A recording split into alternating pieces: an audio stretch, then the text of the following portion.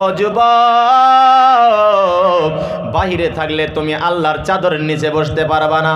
কেন না? ওখানে আল্লাহর চাদর হবে না, চাদর হবে না। ওখানে হতে পারে গো তোমার নামের জন্য, দয়ার নামের নয়, তোমার জন্য গজবের নামের চাদর বিছিয়ে দিতে পারে, ঠিক কিনা নাই? আসো আসো, কোরআন থেকে আলোচনা হবে, সরাসরি কোরআনের আলোচনা হবে। এখানে আল্লাহর দয়ার নামের চাদর বিছাবেন, দয়ার নামের চাদর বিছাবেন। আল্লাহর নবী বললেন হাফাতুহুমুল মালাইকা ওয়া গাশিয়াতুহুমুর রহমান, আল্লাহর দয়ার নামের চাদর দিয়ে আবৃত করে নিবেন। কোন সুবহানাল্লাহ। দয়ার নামের চাদর দিয়ে আমাদেরকে ঢেকে নিবেন। অগাশিয়াত মানে ঢেকে নিবেন, আমাদেরকে রকম করে ঢেকে নিবেন। যেরকম একটা মা ছোট বাচ্চাকে নরম নরম গরম গরম কাপড় দিয়ে ঠান্ডার মধ্যে ঢেকে দেয়, আমার আর আপনাকে আল্লাহ রব্বুল আলামিন একটা দয়ার নামের চাদর দিয়ে ঢেকে দেয়। কোন সুবহানাল্লাহ। শুধু তাই নয়, পয়গম্বর বললেন ওয়া নাযালাত আলাইহিমুস সাকিনাহ, আল্লাহ রাব্বুল আলামিনের পক্ষ থেকে একটি এমন সকিনা নাজিল হবে, যেই সকিনা আসমান থেকে আসে। কোথায় থেকে আসে বলেন? কোথায় থেকে আসে? আসমান থেকে সকিনা আসে। আল্লাহ রাব্বুল আলামিন ফেরেশতাদেরকে ডেকে ডেকে বলে, ও ফেরেশতা, ভালো করে শুনে রেখে দাও, তোমরা তো নিষেধ করেছিলা যে আদম বানায়ো না। আমি আল্লাহ জানি, তোমরা তা জানো না। আমি যা জানি তোমরা জানো না। আমার বান্দা রাত্রে ঠান্ডার মধ্যে ঘুমকে ত্যাগ করে আমার এই একটা কিতাব, যেটা আসমান থেকে আমি নাজিল করেছি পয়গম্বরের উপরে, এই কিতাবের আলোচনা শোনার জন্য বান্দারা ঘুম ত্যাগ করেছে। আমি আল্লাহ সাক্ষী রেখে দিলাম, সাক্ষীর আমার কোনো প্রয়োজন নাই। যারা আমার আলোচনা শোনার জন্য যারা বসেছে, আমি আল্লাহ তাদের জন্য কলবের একটা দরজা রেখে দিয়েছি। ওই কলবের দরজার মধ্যে হেদায়েত ঢুকা দিব, হেদায়েত ঢুকা দিব। বান্দা যদি আল্লাহকে ধ্যান খেয়াল করে এখানে বসতে পারে, আল্লাহ আসমান থেকে হেদায়েতের দরজাটা খুলে দেয়। কোন সুবহানাল্লাহ। আমাদের জন্য হেদায়েতের দরজা যখন খুলবে, কল্পটা শান্তি হয়ে যাবে। এমনও শান্তি হবে রে যুবক, বাইরে কোনো জায়গায় এমন শান্তি পাবা না। গান বাজনা আড্ডা দিলে শান্তি হবে না, মেল মিটিংয়ে গেলে তোমার অন্তর শান্তি হবে না, শান্তি হবে না। ও যুবক, সারা রাত হেডফোন লাগায়া লাগায়া যদি গান শোনো, তোমার অন্তর শান্তি হবে না, বরঞ্চ তোমার অন্তরের মধ্যে একটা মূর্ছা লেগে যাবে, অন্তরের মধ্যে মূর্ছা লেগে যাবে, জাম লেগে যাবে। তোমার জাম ছাড়ানোর জন্য একটা রাত্রে অল্প টাইমের জন্য আল্লাহকে দিয়া দাও, তোমাকে আল্লাহ হেদায়েতের দরজা দিয়ে দিবে। কোন সুবহানাল্লাহ। শুধু তাই নয়, পয়গম্বর বললেন ওয়াযাকারাহুমুল্লাহু ফী মান ইনদাহু, পয়গম্বর ঘোষণা করলেন পৃথিবীর জমিনে হাজারো লাখো আলোচনা হয়। কেউ রাজনৈতিক লাইনের আলোচনা করে, কেউ অর্থনৈতিক, কেউ মেলা মিটিং নীতিক, কেউ উরুস নীতিক আলোচনা করে। ও যুবক, আল্লাহ ডেকে ডেকে পয়গম্বরকে জানিয়ে দিতেছেন, ওই যারা আমার আলোচনা শোনার জন্য যারা জমিনে বসেছে, যারা জমিনে আমার আলোচনা শোনার জন্য বসেছে, আমি আল্লাহ তাদের আলোচনা আরো সে করব, আরো সে করব, আরো সে করব। ফেরেশতাদেরকে ডেকে ডেকে বলে, ও ফেরেশতা, আসো আসো আসো আসো। আমার অন্তর নাই, কিন্তু একটা কুদরতি অন্তর আছে, কুদরতি অন্তর আছে। এই অন্তরের মধ্যে যেন কেন ভালো লাগে, আমার বান্দার আলোচনা আমি করব। যারা আমার আলোচনা পৃথিবীর জমিনে শুনতেছে, আমি আল্লাহ ফেরেশতাদেরকে নিয়ে তাদের আলোচনা আমি আরো সে করব। কোন সুবহানাল্লাহ। আমাদের আলোচনা কোথায় হবে? আরশে হবে। কোথায় হবে? আমাদের আলোচনা আরশে হবে। মুফাসসিরিনে কেরাম বলেছেন, শুধু আমার আর আপনাদের নয়, আমাদের 14 পুরুষের অ্যাড্রেস সহ যারা আজকে কবরের বাসিন্দা হয়েছে, তাদের আলোচনা আজকে আরশে করবে, আরশে করবে, আরশে করবে। ও যুবক, আসো, দৌড়ায় আসো। আমার আর তোমার আলোচনা একটা রাত্রে যদি আল্লাহ আরশে করে, মিটিং করে, তাহলে একটা রাতি আমরা ধন্য হয়ে যাব, ঠিক কিনা নাই? যেই আল্লাহ আমাদেরকে আমাদের নাম আরশে নিবেন ফেরেশতাদের সম্মুখে, সেই জাতের প্রতি একবার চিৎকার দিয়ে শুকরিয়া আদায় করে নেন। সবাই বলেন আলহামদুলিল্লাহ। তারপর আখিরি নবী মুহাম্মদুর রাসূলুল্লাহ সাল্লাল্লাহু আলাইহি সাল্লামের প্রতি ভালোবেসে আমরা দরুদ ও সালাম পড়ি। কেননা কঠিন কিয়ামতের দিন, ওই দিন কেউ কাউকে সাহায্য করবে না। যাকে আপনি বন্ধু মনে করছেন ওই বন্ধু আপনার পাশে আসবে না। যাকে আপনি মা বাবা মনে করছেন, মা বাবার থেকে আসছেন দুনিয়ায়, সেও মা বাবাও ধরা দিবে না। কন নাউজুবিল্লাহ। নবীজি ঘোষণা করে দিয়েছেন, আউলান নাসি বি ইয়াউমাল কিয়ামাতি আকসারুহুম আলাইয়া সালাহ। পয়গম্বর ঘোষণা করলেন কঠিন কিয়ামতের দিন, যেদিন ইয়া নাফসির মামলা হবে, কেউ কাউকে চিনবে না। ও নবীর উম্মতের দল, ওই দিন মা স্বামীর থেকে, স্বামী স্ত্রীর থেকে ভাগবে। ওই দিন ভাই ভাইয়ের থেকে ভাগবে, বন্ধু বন্ধুর থেকে ভাগবে। ইয়া নাফসির মামলা হবে। আমার আর তোমার দয়ার নবী মাকামে মাহমুদের মধ্যে সেজদায় পড়ে পড়ে কানবে আর বলবে, ইয়া উম্মতি ইয়া উম্মতি। স্বপ্নবীরা বলবে ইয়া নাফসি, স্বপ্নবীরা বলবে ইয়া নাফসি। আদম আলাইহিস সালাম বলবে ইয়া নাফসি, মূসা বলবে ইয়া নাফসি, ঈসা বলবে ইয়া নাফসি, রূহ বলবে ইয়া নাফসি, ইব্রাহিম বলবে ইয়া নাফসি। যত নবী এসেছিল সব বলবে ইয়া নাফসি ইয়া নাফসি। আমার আর আপনার দয়ার নবী হাশরের ময়দানের এক কিনারায় মাকামে মাহমুদের মধ্যে সেজদায় পড়ে বলবে, ইয়া উম্মতি ইয়া উম্মতি, আয় আল্লাহ আমার উম্মতকে বাঁচাও, উম্মতকে বাঁচাও। ওই কঠিন কিয়ামতের দিন আমার আর আপনার দয়ার নবী বলবেন হাশরের ময়দানে, দুনিয়ার মধ্যে যারা আমি নবীর উপরে যারা বেশি বেশি বেশি বেশি দরুদ ও সালাম পড়েছে, আমি নবী কঠিন কিয়ামতের দিন আমি নবী তাদেরকে শাফায়াত করে জান্নাতে নিব। কোন সুবহানাল্লাহ। সেই আখিরি নবীর উপরে একবার মুহাব্বতে দরুদ ও সালাম পড়েন। আল্লাহুম্মা সাল্লি আলা মুহাম্মদ কোন ওয়া আলা আলি মুহাম্মদ কামা সাল্লাইতা আলা ইব্রাহিম ওয়া আলা আলি ইব্রাহিম ইন্নাকা হামিদুম মাজিদ।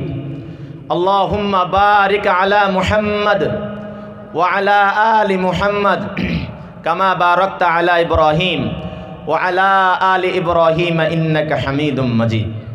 যাই হোক, আমি এখন সরাসরি আলোচনার দিকে চলে যাই, কেননা কবরস্থানের উন্নতি কল্পের প্রোগ্রাম, উন্নতি কল্পের দিকে যাইতেই হবে, হবে না নাই? আর মা বোনেরা যারা আছেন তারা একটু আগবাড়ায় বসেন, আর আপনারাও একটু আগবাড়াইলে ভালো হয়। পিছনে মাঝে মাঝে জায়গা খালি দেখা যাচ্ছে। মা বোনেরা আপনারা আগিয়া বসেন, কেননা পিছনে জায়গা নাই, অনেক মা বোনেরা দাঁড়ায় দাঁড়ায় আছে মনে হয়। আপনারা একটু আগায় বসেন, সবাই একটু লাহে লাহে আইগান, আওয়াজ করবেন না, হুলুস তুলুস করেন না, লাহে লাহে আইগান আপনারা। আর আপনাদেরকে আর কি বলবো, আমি একজন ছোট গুনাহগার মানুষ, যদি বলি আমার কথা শুনবেন না। নাই, আমি একটু দাঁড়ায় গেলাম, আপনারা একটু আইগান,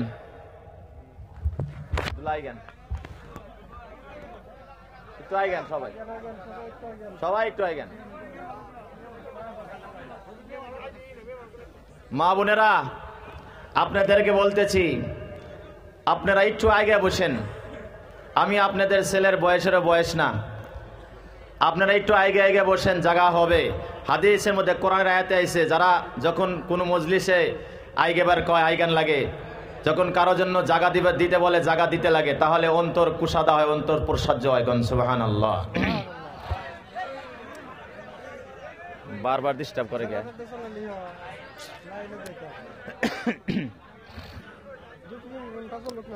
হ্যাঁ, জেনারেটর চললো, কি হবে? লাইন গেলে ডিস্টার্ব হয়, যারা লাইভ হয় লাইভ ডিস্টার্ব হয়।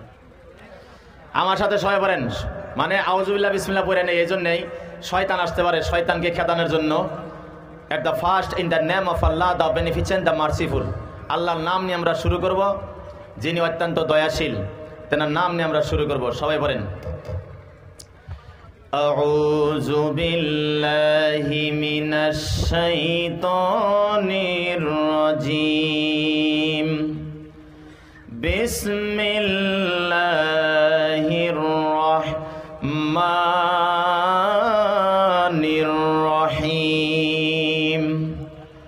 ওয়াল আদিয়াতি দবহা ফাল মুরিয়াতি কদহা ফাল মুগীরাতি সুবহা فأثرن به نقعا ফাওয়াসাতনা বিহি জামা ইন্নাল ইনসানা লিরাব্বিহি লাকানুদ। চিৎকার দা বলেন আল্লাহু আকবার। আল্লাহ রাব্বুল আলামিন এই সূরা আদিয়াত, কোরআনের মধ্যে 114টা সূরা রয়েছে।